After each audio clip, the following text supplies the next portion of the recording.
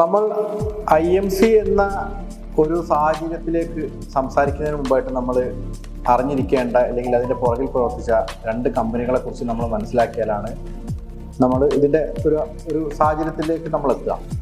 അപ്പോൾ അതിൽ ഏറ്റവും ആദ്യം നമ്മൾ അറിഞ്ഞിരിക്കേണ്ടത് നമ്മളുടെ ഒരു മദർ കമ്പനി ആയിട്ടുള്ള റിറ്റ്സ് സോഫ്റ്റ്വെയർസിനെ കുറിച്ചിട്ടാണ്. അപ്പോൾ റിറ്റ്സ് സോഫ്റ്റ്വെയർസ് എന്ന് പറയുന്ന കമ്പനിയാണ് നമ്മളുടെ IMCയുടെ ഒരു മദർ കമ്പനി, അല്ലെങ്കിൽ IMC എന്ന് പറഞ്ഞ കമ്പനി ഉണ്ടാവാൻ കാരണമായി വന്ന ഒരു പ്രധാനപ്പെട്ട കമ്പനിയാണ് റിറ്റ്സ് സോഫ്റ്റ്വെയർസ്.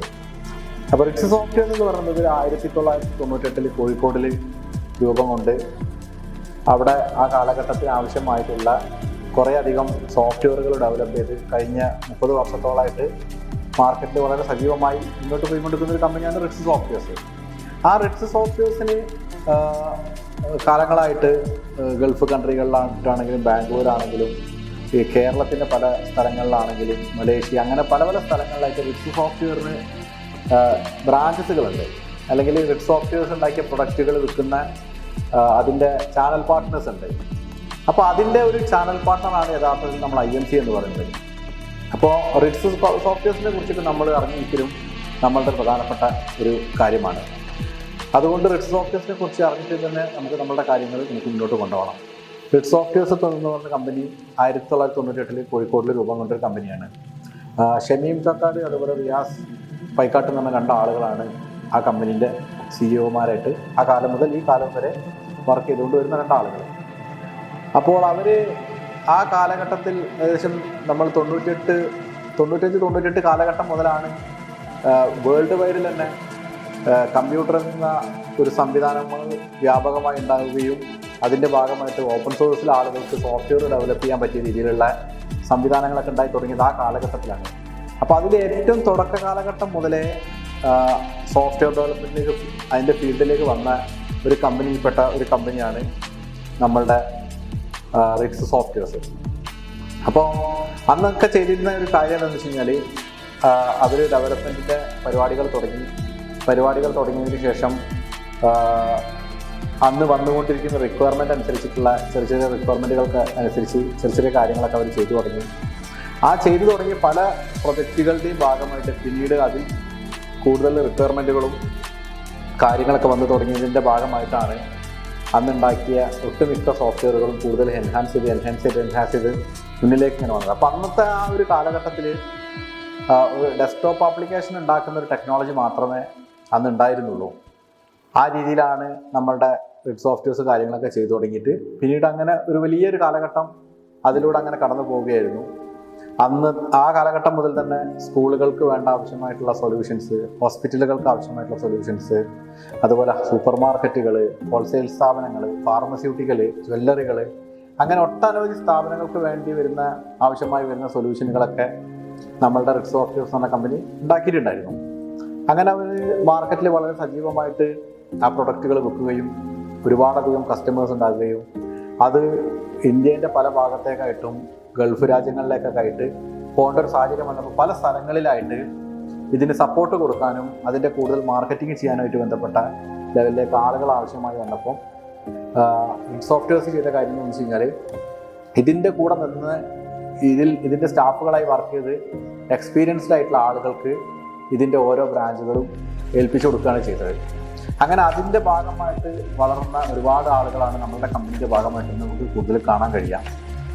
അങ്ങനെ ആ ഒരു കാലഘട്ടം അങ്ങനെ കഴിഞ്ഞതിന് ശേഷം ഇങ്ങനെ മുന്നോട്ട് പോകുന്നതിൻ്റെ ഭാഗമായിട്ടാണ് 2010 വയനാട്ടിൽ സിസ്മാക് എന്ന് പറഞ്ഞിട്ടുള്ള ഒരു കമ്പനി ഉണ്ടാവേണ്ട ഒരു സാഹചര്യം വരുന്നത്.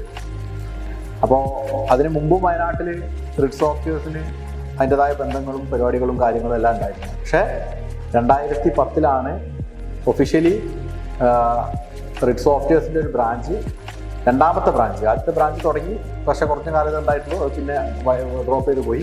പക്ഷെ ഒഫീഷ്യലി ഉള്ള ഒരു ഓഫീസ്, റിറ്റ്സ് സോഫ്റ്റ്വെയർസിൻ്റെ ഓഫീസ് 2010 കൽപ്പറ്റ തുടങ്ങുന്നത്. അന്ന് ഒരു 10-14 കസ്റ്റമേഴ്സ് മാത്രമേ റിറ്റ്സ് സോഫ്റ്റ്വെയർസിന് വയനാട് ഏരിയയിൽ ഉണ്ടായിരുന്നുള്ളൂ. അപ്പോൾ ഇന്ന് നമ്മൾ സംസാരിക്കുന്ന ഡേറ്റ്, അതായത് 2025 മാസം ഈ ഡേറ്റിൽ നമ്മൾ ഏകദേശം 1600-ഓളം കസ്റ്റമേഴ്സ്, ലൈവ് കസ്റ്റമേഴ്സ് ഇന്നും നമുക്ക് ഈ വയനാട് ഓഫീസിൻ്റെ കീഴിലായിട്ട് ഉണ്ട്. യഥാർത്ഥ കണക്ക് പറയുകയാണെങ്കിൽ ഒരു 3000-4000 കസ്റ്റമേഴ്സിൻ്റെ മുകളിൽ നമുക്ക് എന്തായാലും ഉണ്ടാവും. പക്ഷേ അതിൽ കുറേ സ്ഥാപനങ്ങൾ പൂട്ടിപ്പോയതും അങ്ങനെയാണല്ലോ, കാലഘട്ടത്തിനനുസരിച്ചിട്ട് മാറ്റങ്ങൾ വരുത്തിയതിൻ്റെ ഭാഗമായിട്ട് ഇന്ന് ലൈവായിട്ട് കാര്യങ്ങൾ മുന്നോട്ട് പോകുന്ന സ്ഥാപനങ്ങൾ ഇത്രയൊക്കെയാണുള്ളത്. അങ്ങനെ റിറ്റ്സ് സോഫ്റ്റ്വെയർസിൻ്റെ ഒരു ചാനൽ പാർട്ട്ണറായി വന്ന മറ്റൊരു കമ്പനിയായിരുന്നു സിസ്മാക് എന്ന് പറയുന്ന കമ്പനി. അതിൽ സിസ്മാക് എന്ന് പറഞ്ഞ കമ്പനീൻ്റെ ലക്ഷ്യം എന്ന് പറയുന്നത് റിറ്റ്സ് സോഫ്റ്റ്വെയർസ് ചെയ്തുകൊണ്ടിരിക്കുന്ന പ്രൊഡക്റ്റുകൾ വയനാട് ഏരിയയിൽ കാര്യമായിട്ട് കൊടുക്കുകയും അതിൻ്റെ സർവീസ് സപ്പോർട്ട് വയനാട്ടിൽ നിന്ന് കൊടുക്കുക എന്നുള്ളത് മാത്രമായിരുന്നു. മുൻപ് കാലത്ത് കാലിക്കറ്റിൽ നിന്ന് വേണ്ടിയിട്ട് വയനാട് ഇത്തരം കാര്യങ്ങളും പരിപാടികളും കാര്യങ്ങളൊക്കെ ചെയ്യാൻ ആളുകൾ വരിക എന്നാൽ കാലിക്കറ്റിൽ നിന്നിട്ട് വരേണ്ട ഒരു സാഹചര്യം ഉണ്ടായിരുന്നു. ഇപ്പോൾ വയനാട്ടിലുള്ള ഒരാളെ റിറ്റ്സ് സോഫ്റ്റ്വെയർസിന് കിട്ടിയതുകൊണ്ട് പിന്നീട് അതിൻ്റെ എല്ലാ സർവീസും സപ്പോർട്ടും പരിപാടിയും കാര്യങ്ങളൊക്കെ വയനാട്ടിൽ നിന്ന് തന്നെ കൊടുക്കുന്ന ഒരു സാഹചര്യം ഉണ്ടായി വരികയും പിന്നീട് അതിൻ്റെ ബിസിനസ് 2010 ശേഷം കൂടി വരികയാണ് ചെയ്തത്. അങ്ങനെ അവർ ആ കാലഘട്ടത്തിൽ ചെയ്ത അതേ സെയിം പ്രൊഡക്റ്റ് തന്നെയാണ് വയനാട്ടിൻ്റെ എല്ലാ ഏരിയകളിലേക്കും സിസ്മാക് കമ്പ്യൂട്ടേഴ്സ് എന്ന പുതിയൊരു സ്ഥാപനം കൊടുക്കാൻ തുടങ്ങിയത്. അങ്ങനെ വളരെ വിജയകരമായിട്ട് ആ ഒരു പ്രോസസ്സ് 2010 മുതൽ ഇന്ന് വരെ ക്ലിയറായിട്ട് പോകുന്നുണ്ട്.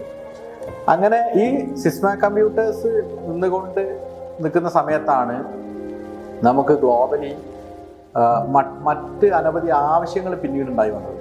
അതായത് 2018-19 കാലത്തിൽ ആ കോവിഡ് കാര്യങ്ങളൊക്കെ നടക്കുന്ന ഒരു സമയം അങ്ങനത്തെ കാര്യങ്ങളൊക്കെ വന്നപ്പോഴേക്കും നമുക്ക് വെറും ഡെസ്ക്ടോപ്പ് ആപ്ലിക്കേഷനുകൾ മാത്രം അഫോർഡ് ചെയ്യാൻ പറ്റുന്നൊരവസ്ഥയിലായില്ല പിന്നീടുള്ള മാർക്കറ്റ്. പിന്നീട് അപ്പോഴേക്കും മൊബൈൽ ടെക്നോളജികൾ വരികയും ക്ലൗഡ് പോലത്തെ കൂടുതൽ ആവശ്യങ്ങളും പരിപാടികളൊക്കെ വന്ന സമയത്ത് സിസ്മാക്കുമായി ബന്ധപ്പെട്ട് അതിൻ്റെ തലപ്പത്തിരിക്കുന്ന ആളുകൾ കൂടിയിരുന്ന് ആലോചിച്ചിട്ട് ഉണ്ടാക്കിയ അടുത്തൊരു കമ്പനിയാണ് യഥാർത്ഥത്തിൽ IMC ബിസിനസ് സൊല്യൂഷൻ എന്ന് പറയുന്നത്. അപ്പോൾ ആദ്യം റിറ്റ്സ് ഉണ്ടായി, റിറ്റ്സിൻ്റെ ഭാഗമായിട്ട് സിസ്മാക് ഉണ്ടായി, പിന്നെ സിസ്മാക്കിൽ നിന്നാണ് IMC ഉണ്ടായി വരുന്നത്. അപ്പോൾ റിറ്റ്സിനെ സംബന്ധിച്ചിടത്തോളം റിറ്റ്സിൻ്റെ മൊത്തത്തിലുള്ള മാർക്കറ്റ് ആയതുകൊണ്ട് റിറ്റ്സിന് കാര്യമായിട്ട് വയനാട് ശ്രദ്ധിക്കാൻ കഴിഞ്ഞിട്ടില്ലായിരുന്നു. പക്ഷേ സിസ്മാക്ക് വന്നപ്പോൾ സിസ്മാക്കിന് വയനാട് കാര്യമായിട്ട് ശ്രദ്ധിക്കാൻ പറ്റി. അതിനുശേഷം സിസ്മാക്ക് എന്തുകൊണ്ട് IMCനെ കുറിച്ച് ചിന്തിച്ചു എന്ന് വിചാരിച്ചാൽ വയനാട് ഈ സോഫ്റ്റ്വെയറിന് പുറമെ മറ്റ് ഒട്ടനവധി ബിസിനസ് സാഹചര്യങ്ങൾ പിന്നീട് ഉണ്ടായി വരികയാണ് ചെയ്തത്. മൊബൈൽ ആപ്പ് ഡെവലപ്മെൻറ്റ് പല ആളുകൾക്ക് ആവശ്യമുണ്ട്, വെബ്സൈറ്റ് ഡെവലപ്മെൻറ്റ് പല ആൾക്കാർക്ക് ആവശ്യമായി വന്നു, അതുപോലെ ഡിജിറ്റൽ മാർക്കറ്റിംഗ് പല ആളുകൾക്ക് ആവശ്യമായി വന്നു. അങ്ങനെ ഒട്ടനവധി അതായത് നമ്മുടെ സോഫ്റ്റ്വെയർ ഉപയോഗിക്കുന്ന ആളുകൾക്ക് തന്നെ മറ്റ് ഒട്ടനവധി ആവശ്യങ്ങൾ ഉണ്ടായി വരുന്ന ഒരു സാഹചര്യം കൂടെ പിന്നീടുള്ള കാലത്ത് ഉണ്ടായി വരികയാണ് ചെയ്തത്.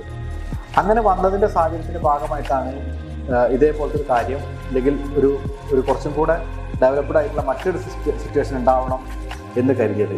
മാത്രമല്ല റിറ്റ്സ് സോഫ്റ്റ്വെയർസിൻ്റെ പോളിസി അനുസരിച്ചിട്ട് ഇന്ത്യയിൽ ആർക്കും, അതായത് റിറ്റ്സിൻ്റെ ചാനൽ പാർട്ട്നേഴ്സായി വർക്ക് ചെയ്യുന്ന ആൾക്കാർക്ക് ആർക്കും ഇന്ത്യയിൽ എവിടെയും സോഫ്റ്റ്വെയർ സെല്ല് ചെയ്യാം എന്നുള്ളൊരു പോളിസി ഉണ്ട്. അപ്പോൾ ആ പോളിസി പ്രകാരം നിലവിൽ സിസ്മാക് കമ്പ്യൂട്ടേഴ്സ് വയനാട് മാത്രമാണ് കാര്യങ്ങൾ കൈകാര്യം ചെയ്യുന്നത്. അപ്പോൾ വയനാട് വിട്ട് വയനാടിനെ കുറച്ചും കൂടെ പുറത്തേക്ക് കുറച്ചും കൂടെ ഡീറ്റെയിൽഡ് ആയിട്ടൊരു മാർക്കറ്റിലേക്ക് നമ്മളുടെ സോഫ്റ്റ്വെയറിൻ്റെ എല്ലാ കാര്യങ്ങളും പ്ലസ് നമുക്ക് ചെയ്യാൻ പറ്റിയ പുതിയ ഒട്ടനവധി കാര്യങ്ങൾ ചെയ്യാൻ പറ്റുന്നൊരു സാഹചര്യം ഉണ്ടാക്കിയെടുക്കുക എന്നുള്ളതിൻ്റെ ഭാഗം ആ ഒരു ലക്ഷ്യം കൂടെ കണ്ടിട്ടാണ് നമ്മൾ IMC എന്ന് പറഞ്ഞ പുതിയ കമ്പനീനെ കുറിച്ച് ആലോചിക്കുകയും അങ്ങനെ ഒരു കമ്പനിക്ക് രൂപം കൊടുക്കുകയും ചെയ്തത്. അങ്ങനെ 2020 നമ്മൾ IMC എന്ന് പറഞ്ഞൊരു കമ്പനി നമ്മൾ രൂപീകരിക്കുകയാണ് ചെയ്തത്. അങ്ങനെ ആ ഒരു കമ്പനി രൂപീകരിക്കുകയും അതിൻ്റെ ഭാഗമായിട്ട് അതിലേക്ക് 2 പാർട്ട്നേഴ്സിനെ ചേർക്കുകയും ആ പാർട്ട്നേഴ്സോട് കൂടിയാണ് പിന്നീട് ഇപ്പോൾ ഈ ഉള്ള 2025 വരെയുള്ള ഒരു സാഹചര്യത്തിൽ മുന്നോട്ട് വന്നത്. അങ്ങനെ IMC തുടങ്ങിയ ഒരു 2 വർഷം കഴിഞ്ഞപ്പോൾ നമുക്ക് മൊബൈൽ ആപ്പ് ഡെവലപ്മെൻറ്റ് പോലത്തെ ചില കാര്യങ്ങൾ ചെയ്യാൻ നമുക്ക് മറ്റൊരു സപ്പോർട്ടും ചില അഡീഷണൽ കാര്യങ്ങളും ആവശ്യമായി വന്ന സമയത്ത് നമുക്ക് നമ്മളുടെ IMCൻ്റെ മറ്റൊരു ചാനൽ പാർട്ട്ണറായിട്ട് നമ്മൾ ഉണ്ടാക്കിയ വേറൊരു സംവിധാനമാണ് DQ ടെക്നോളജീസ്. DQ ടെക്നോളജീസ് കാര്യമായിട്ട് ചെയ്തുകൊണ്ടിരിക്കുന്ന പരിപാടി എന്താണെന്ന് വെച്ച് കഴിഞ്ഞാൽ മൊത്തത്തിലുള്ള റിറ്റ്സ് ഡെവലപ്പ് ചെയ്തിട്ടുള്ള ഡെസ്ക്ടോപ്പ് ആപ്ലിക്കേഷന് എല്ലാം വേണ്ടിയിട്ടുള്ള മൊബൈൽ ആപ്ലിക്കേഷൻസ് മാത്രം ആണ് DQ ടെക്നോളജീസ് ഡെവലപ്പ് ചെയ്ത് കൊടുത്തത്. ഇപ്പോൾ ഉദാഹരണത്തിന് ടാസ്ക് നമ്മളുടെ ഒരു മെയിൻ പ്രൊഡക്റ്റാണ്, മാഗ്നറ്റ് നമ്മളുടെ ഒരു മെയിൻ പ്രൊഡക്റ്റാണ്, ഷെയ്ഡ് നമ്മളുടെ ഒരു മെയിൻ പ്രൊഡക്റ്റാണ്. അങ്ങനെ ഒട്ടനവധി പ്രൊഡക്റ്റുകളുണ്ട്. ഇപ്പോൾ ഇത്തരം പ്രൊഡക്റ്റുകൾക്ക് ആവശ്യമായിട്ടുള്ള കുറേയധികം മൊബൈൽ ആപ്ലിക്കേഷനുകൾ ആവശ്യമായി വന്നിരുന്നു. അപ്പോൾ IMC ഈ ലക്ഷ്യം വെച്ച് വന്നതാണെങ്കിൽ പോലും IMCയിൽ ഇത്തരം ഡെവലപ്മെൻറ്റിൻ്റെ കാര്യത്തിൽ കൂടുതൽ പരിജ്ഞാനമുള്ള ആളുകൾ ഇല്ലാത്തത് കൊണ്ട് IMCയിലുള്ള പാർട്ട്നേഴ്സും അതുപോലെ തന്നെ ഇങ്ങനത്തെ കാര്യങ്ങൾ കൈകാര്യം ചെയ്യാൻ പറ്റിയ ആളുകളെയും കൂട്ടിയിട്ട് നമ്മൾ സ്റ്റാർട്ട് ചെയ്ത മറ്റൊരു സംരംഭമാണ് DQ ടെക്നോളജീസ്. ആ DQ ടെക്നോളജീസ് ആണ് നമ്മളുടെ ഇത്തരം ആപ്ലിക്കേഷനുകളും കാര്യങ്ങളൊക്കെ ഉണ്ടാക്കിയത്. ബാക്കി അതിൻ്റെ പ്രൊഡക്റ്റിനെ കുറിച്ചിട്ടും മറ്റു കാര്യങ്ങളെ കുറിച്ചിട്ടും നമ്മൾ വിശദമായിട്ട് മറ്റൊരു വീഡിയോയിൽ സംസാരിക്കും. അങ്ങനെയാണ് DQ ടെക്നോളജീസ് ഉണ്ടാകുന്ന സാഹചര്യം വന്നത്. ഇപ്പോൾ DQ ടെക്നോളജീസ് എന്നത് നമ്മളുടെ റിഡ്സിൻ്റെ ആപ്ലിക്കേഷന് അതിൻ്റെ മൊബൈൽ വെർഷനുകൾ മാത്രം ഉണ്ടാക്കാൻ ഉണ്ടായി വന്നൊരു കമ്പനിയാണ് DQ ടെക്നോളജീസ്. അങ്ങനെ അത്തരം ആപ്പുകൾ കാര്യങ്ങളൊക്കെ ഉണ്ടാക്കുകയും അതിൻ്റെ എല്ലാ മാർക്കറ്റിങ്ങും സെയിൽസും പരിപാടികളും കാര്യങ്ങളൊക്കെ വളരെ വിജയകരമായിട്ട് നമ്മളുടെ IMC ബിസിനസ് സൊല്യൂഷൻ എന്ന് പറഞ്ഞിട്ടുള്ള ഈ കമ്പനി നടത്തി പോരുകയാണ് ചെയ്യുന്നത്. അപ്പോൾ അതിനുശേഷം ഇപ്പോൾ IMC തന്നെ നേരിട്ട് മൊബൈൽ ആപ്പ് ഡെവലപ്മെൻറ്റ് അത്യാവശ്യം നടത്തുന്നുണ്ട്. DQ ടെക്നോളജീസിൻ്റെ പുറമെ IMC നടത്തുന്നുണ്ട്, വെബ് ആപ്പ് ഡെവലപ്മെൻറ്റ് നടത്തുന്നുണ്ട്, ഡിജിറ്റൽ മാർക്കറ്റിംഗ് നടത്തുന്നുണ്ട്, കമ്പ്യൂട്ടർ ഹാർഡ്വെയർ റിലേറ്റഡ് ആയിട്ടുള്ള കാര്യങ്ങൾ നടത്തുന്നുണ്ട്. ഇത്തരം കാര്യങ്ങളൊക്കെ ചെയ്യുന്നുണ്ട്.